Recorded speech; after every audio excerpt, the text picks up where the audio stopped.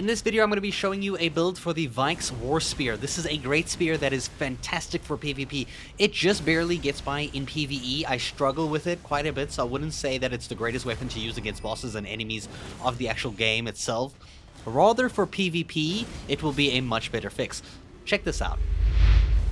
So these are some clips I got playing some PvP. This wasn't a PvP video that I actually posted recently, and this was the kills I got using the Vyke's War Spear. You can see here, it does two things. It does like a charge up and a smash on the ground, and then it leaves like 3 lines of fire in the form of a trident, and because this is a faith build, you can use a lot of the fire things to your advantage here. So we also have a finger seal to cast, like, you know, the aspects of the crucible breath and some other fire spells to beat your enemies. But when you hit an enemy with this jumping Ash of War attack, the frenzyflame thrust, it hurts really, really bad to the enemy. As you can see here, it's usually a one-shot kill if you get like a nice landing, unless they have a lot of high armor like this guy over here, who is just able to dodge that first one, but they get hit by the second one. They are able to survive it. However, the burn is fantastic too if they stand in the fire, but that guy's a little too fast for me.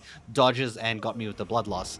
But in general, it's a fantastic weapon that can do insane damage. Look at that fire burn to the dog there. So like, we hit the dog for about half of its health, but it burned for almost the other half just by them standing in the fire.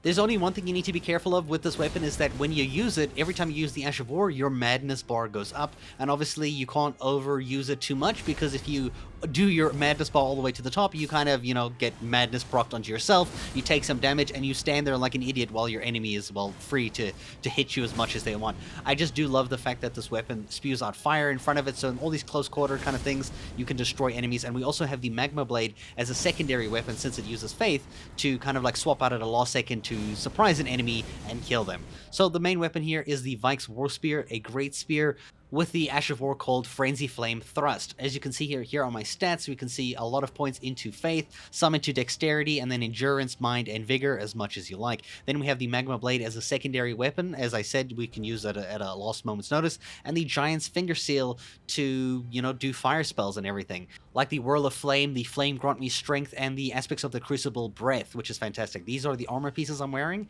And then our talismans here, we have the Fire Scorpion Charm to raise our fire attack, but lower our damage negation. Then we have the Shard of Alexander, which greatly boosts the attack power of our skills, which is obviously our Ash of War for both the Magma Blade and Vyke's War Spear. Then we have the Ritual Sword Talisman. Now this increases your attack power when your HP is at maximum. So when you start out a fight and you get a nice landing, this is going to hurt.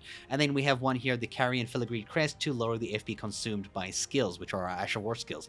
Then for our Wondrous Physic, we have a temporary boost to fire attacks and a temporary boost to successive attack power, mainly for the Magma Blade for the second one, but both of them do benefit from the benefit to fire attacks. I did note that when I used this weapon in PvP, a lot of people were not used to people using this. Like, they had no idea what I was holding. So when I did the Ash of War and I just like jumped down with the fiery gods of flames, a lot of them were like, they have no idea what I just used against them, and they just died. So in PvP, it seems like it's fantastic because it's not something many people use, at least not something they're probably used to seeing. However, I'm still new at PvP and I'm trying new PvP weapons out. If you do have any suggestions for weapons that are godly in PvP, but not so much in PvE, let me know in the comments below, and I'll see you guys in a future video. Thank you so much for watching.